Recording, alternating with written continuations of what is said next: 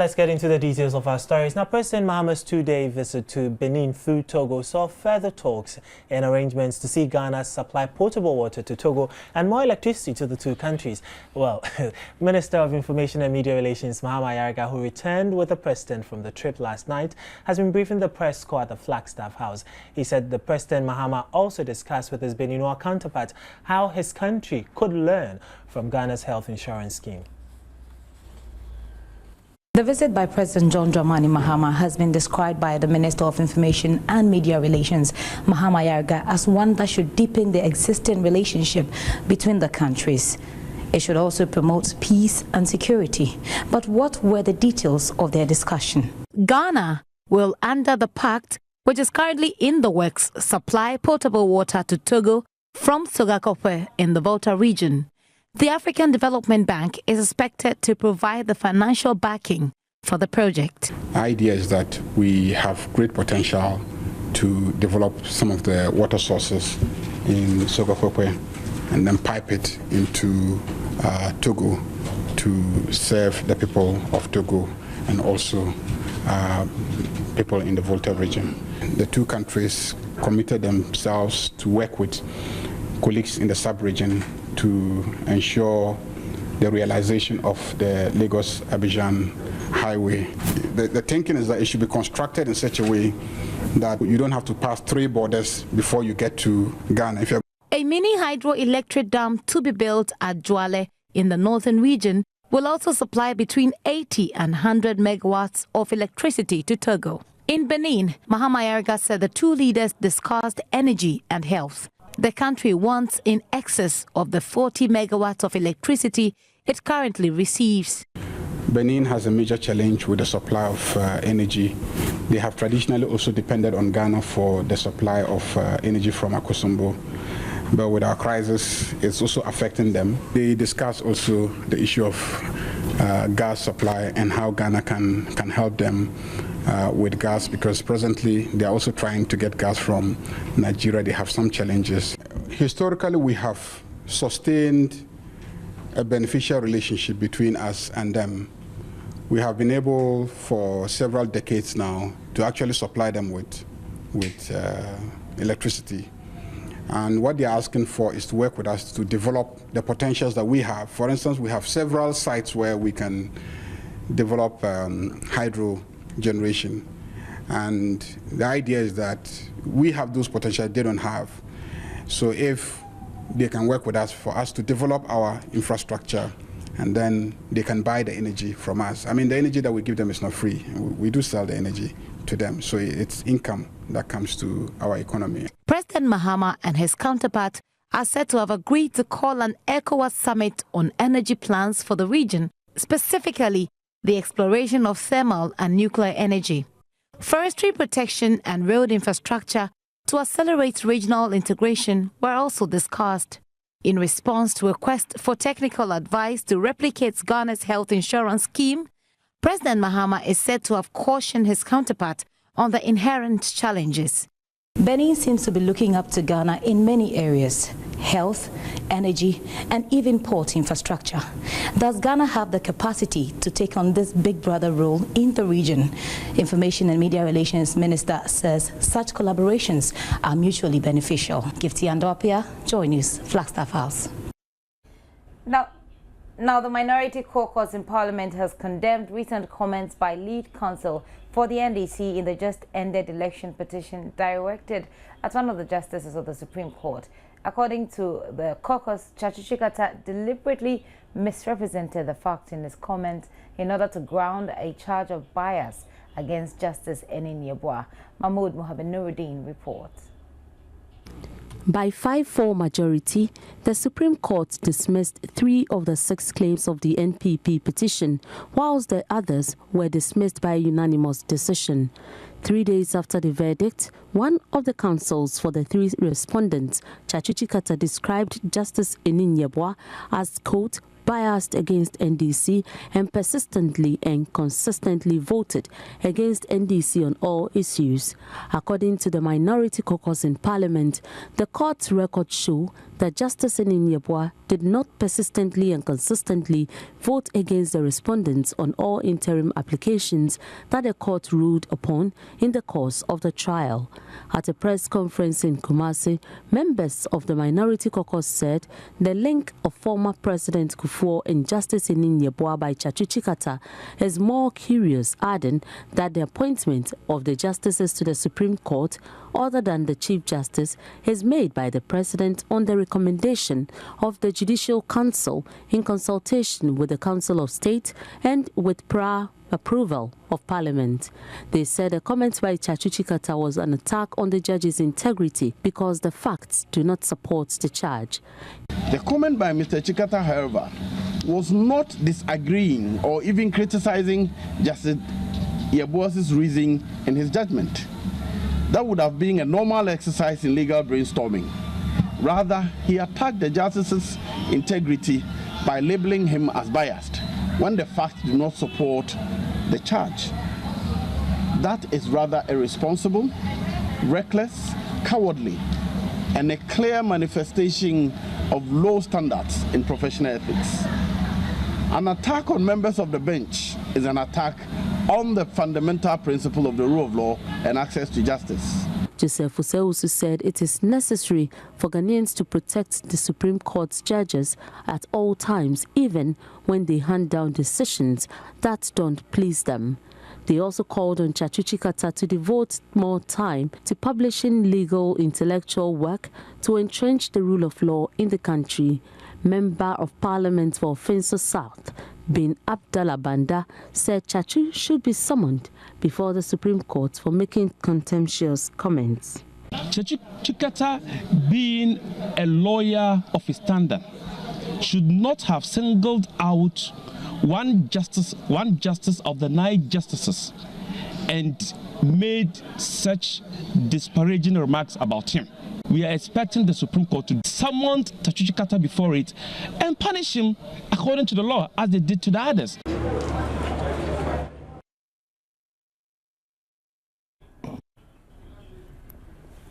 Now let's head to the upper part of the country, where the National Disaster Management Organization, NADMO, has finally responded to appeals for help from victims of rainstorms that wreaked havoc to properties in the Bumpurugu and East Mampusi districts. About 6,000 residents in the 2 districts were displaced and properties worth millions of cedis destroyed. Farmlands of residents and bridges linking satellite communities were also destroyed.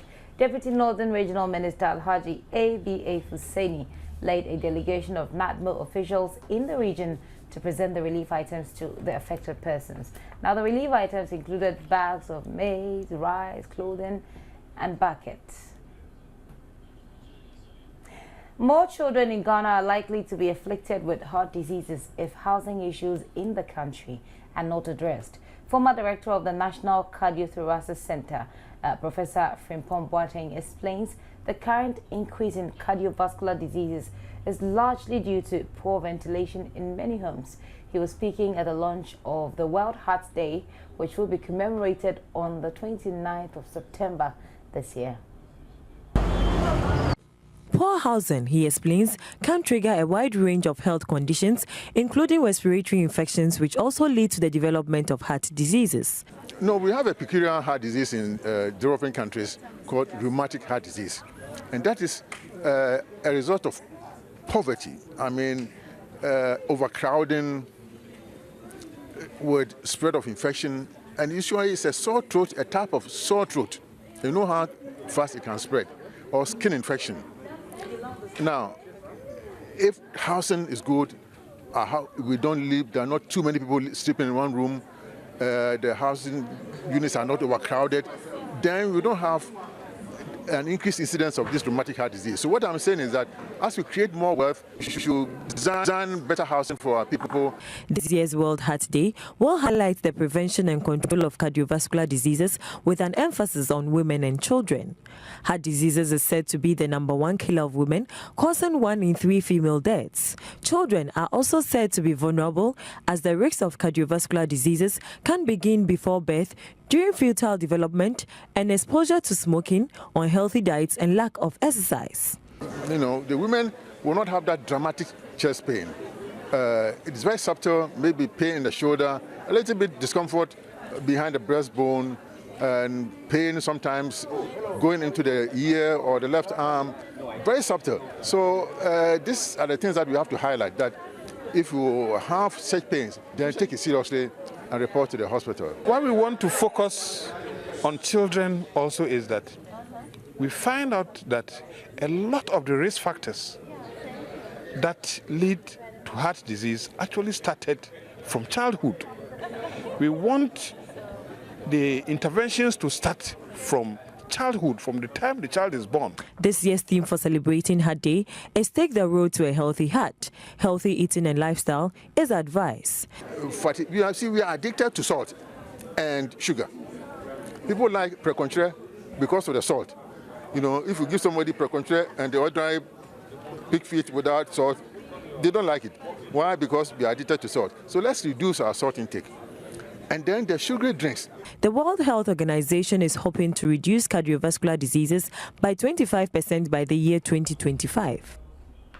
Well, let's stay with health a while longer. Government has released 368,116 Ghana cedis for the vaccination of some 312,000 children in the Upper West region. This was disclosed by Deputy Upper West Regional Director of the Ghana Health Service in charge of public health, Dr. Kofi Issa, at the launch of the Measles Rubella campaign at Ponyantaga in the Wild West district, from where Rafiq Salam sent this report.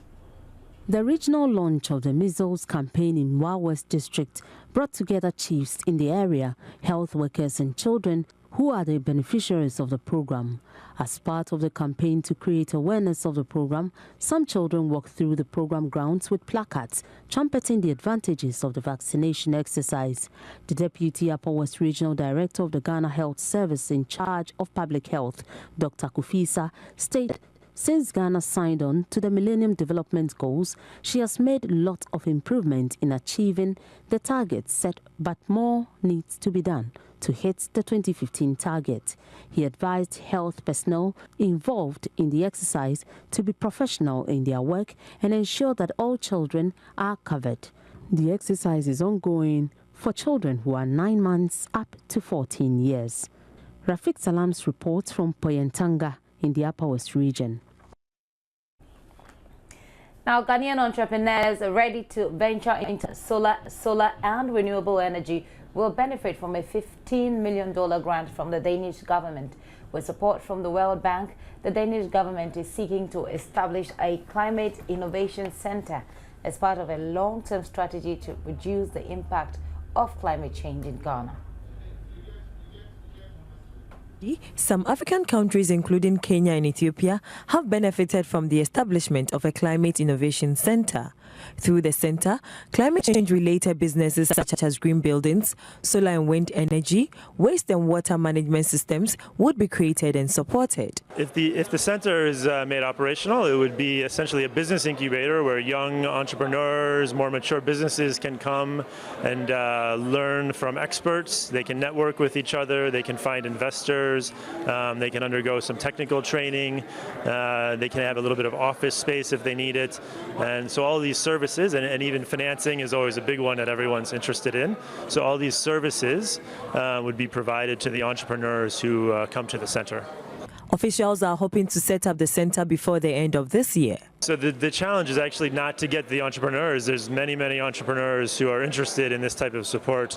The challenge is to narrow down which ones are selected, because many people have good ideas, but only some of them are really viable businesses. So the CIC's goal and job would be to find those that are more than ideas, they're actually good business, and they can grow those businesses into more sustainable, scalable businesses that create jobs, create wealth, and create environmental protection. Deputy Minister of Trade and Industry Neelanti van der Poy said government, in collaboration with its development partners, has set up a Center of Excellence for Global Environmental Change Research at the University of Ghana. This will focus on training and building capacity in climate change adaptation research. As a country which is looking for alternative sources of energy to fuel our industrialization process, and the fact that our skills base for science, technology and innovation is relatively limited and weak, due to the lack of effective interactions between key agents such as universities, research and technology transfer institutions, and industry on the concept of GCIC. At this crucial time, it is in the right direction, and what we are doing today should spur us on in order to create that interaction, that gap, so that industry will know what sort of science innovations are going on in the research institutions. Then we should also tailor our research to our industrial needs. He tasked SMEs to take advantage of business opportunities in the renewable energy sector. Now, some good news for cocoa farmers. President John Dramani Mahama has assured them they will continue to earn more from the crop despite the fluctuations in the price of the commodity on the world market. Speaking at a Cocoa Stakeholders Forum on the way forward for the industry, the president also charged Cocoa Board to target other markets besides Europe.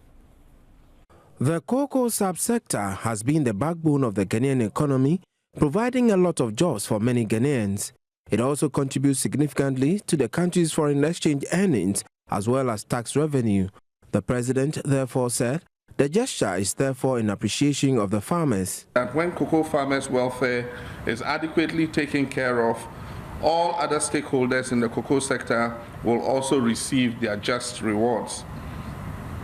It is in this vein that the producer price was increased by 108%, has been increased by 108% from Ghana cedi 1,632 per ton in 2008-2009 to 3,200 Ghana cedis per ton in 2010-2011 crop year, and then to the current 3,392 Ghana cedis per ton in the 2012-2013 crop year. It is also worth noting that this feat has been achieved at a time when cocoa prices have continued to take a nosedive on the international commodity markets. As the international market price of the produce continues to fall, we are expected to take the necessary remedial measures to ensure that our farmers remain in business. The president said the discovery of more markets beyond Europe will ensure Ghana's produce will continue to be in high demand. I therefore challenge Ghana Cocoa Board and other stakeholders to tackle the over-concentration on the European market for our output. Recent challenges faced by economies of Europe should serve as a wake-up call for us to explore other emerging markets, and this forum should consider the way forward in diversifying our export destinations. The Minister of Finance, Seth Terkper, also acknowledged the contribution of the cocoa farmers to national development. The 2012-13 cocoa season alone saw Cocoa Board injecting $1.3 billion into the Ghanaian economy. The 2013-14 crop season is expecting cocoa to inject another $1.2 billion into the Ghanaian economy. The president again suggested such fora should be held more frequently with all stakeholders involved to develop the cocoa industry. All right, so that's it for AM News. Our top stories once again. More children in Ghana are likely to be afflicted with heart disease if housing issues in the country remain unaddressed. And Ghanaian entrepreneurs venturing into green, solar and renewable energy are to benefit from a $15 million grant from the Danish government. Don't mind my fluctuations in the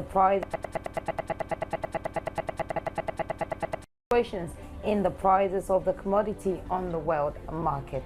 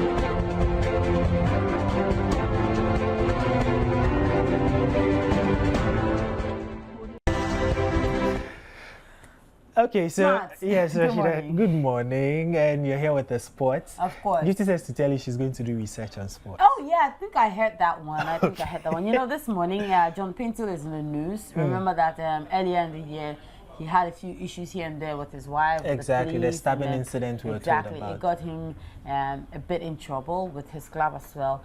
Today, he's going to speak to us and tell us exactly what the situation was and what it is right now in terms of his club career, because you know ever since then he's been clubless. Yeah, here he says it's because of the way we blew the thing out of proportion, so it's affected him out there. You get the media news to put it out there.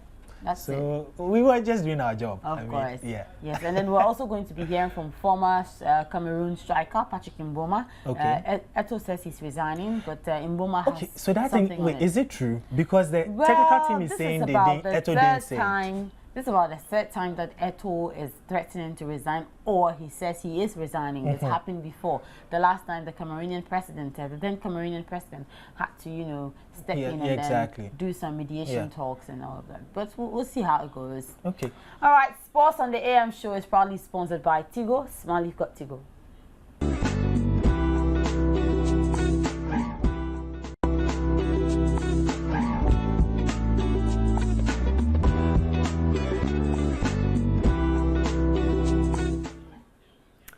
You're welcome back. Now, former Ghana right fullback John Pinto is in the news once again. And remember that earlier this year, he had a lot of issues, domestic issues, or should I call them marital issues, which affected his club career. And so from January till now, he has been clubless.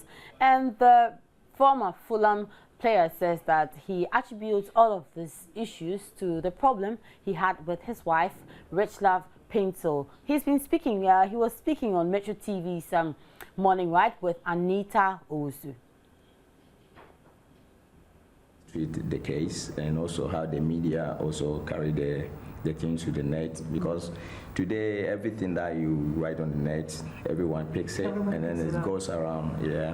And I'm innocent about all the news that was published about me stabbing my wife, and I mean nobody that has brain or in my career level would do such thing. So you did not stab her? No. Such things didn't happen. I mean, even right now we are okay. We are good. We're looking after our kids. We're looking okay. I mean, so I mean, what they wrote against me, you know, that has also caused my career and my job.